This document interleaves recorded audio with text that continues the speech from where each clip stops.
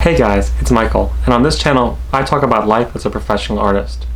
Today I have something a little bit different for you. A year ago today, I deleted my Facebook forever, gone for good. Now I had had Facebook for 10 years at that point. I got it in 2008, and then I left it in 2018. And I've had a lot of people ask me, what's life like after Facebook? Oh my god, you really did it.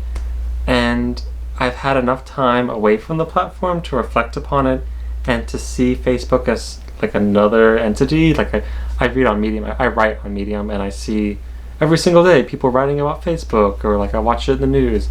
And now I'm really an outsider, so I think that's something that I can talk a little bit more unbiased. What inspired me to do it, I guess, is the fact that I felt like it wasn't adding any value to my life. And every time that I had been on Facebook, probably every interaction I'd had on it in the last year was not positive. It wasn't really adding any value to my life.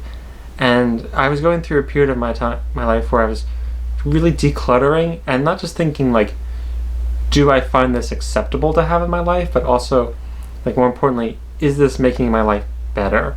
And I had to ask myself that at Facebook because I was checking it every single day and is this making my life better? And the reality is no, it wasn't.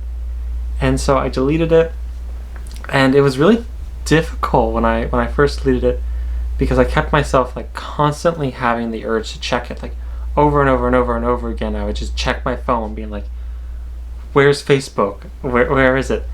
And I eventually kind of got over that because I spent the summer camping in New England, and I just didn't have any internet at all, and I was just camping, and that really helped get rid of that.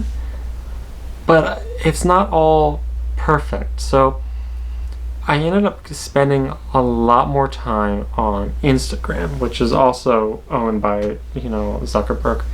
And so I feel kind of gross about, the fact that I just replaced Facebook with Instagram, and I don't think that that's the most healthy thing.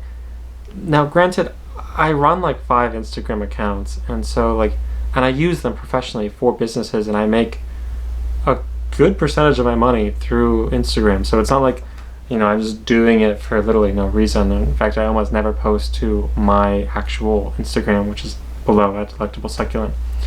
So I spent a lot of time on that, and just recently, 2 weeks ago, I deleted it from my phone, all social media, and I re-downloaded it yesterday, and I don't like it because I'm checking it again in the bathroom and checking it again when I wake up, and it just feels gross. But back to Facebook. I think the biggest thing is when I deleted my account, it also deleted my business's Facebook account, which is actually really frustrating and really annoying because our largest social media following for the company, Lost Alphabet, was all on Facebook. We had a pretty sizable amount, and I had paid for ads, and it really dwarfed the number of followers that we had, say, on Instagram.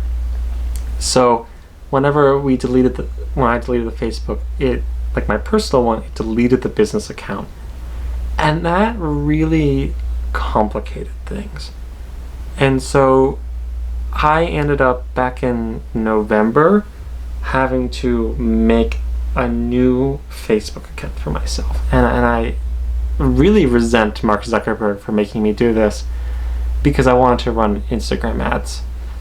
And so I technically have a Facebook account. I never go on there. I don't have any friends. I haven't added any information to my bio.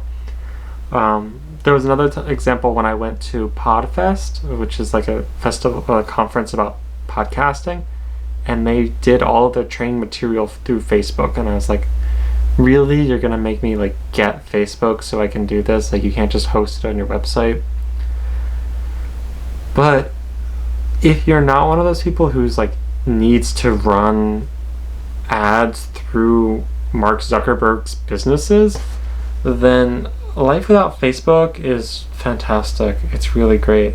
I spent so much time comparing myself and thinking about other people that aren't valuable to me and don't matter to me and were never really my friend to begin with. And I spent I took that time and I invested it in the relationships that matter. That means like myself, my family, and the friendships that are actually important to me, that I cared enough to keep going after I got rid of Facebook.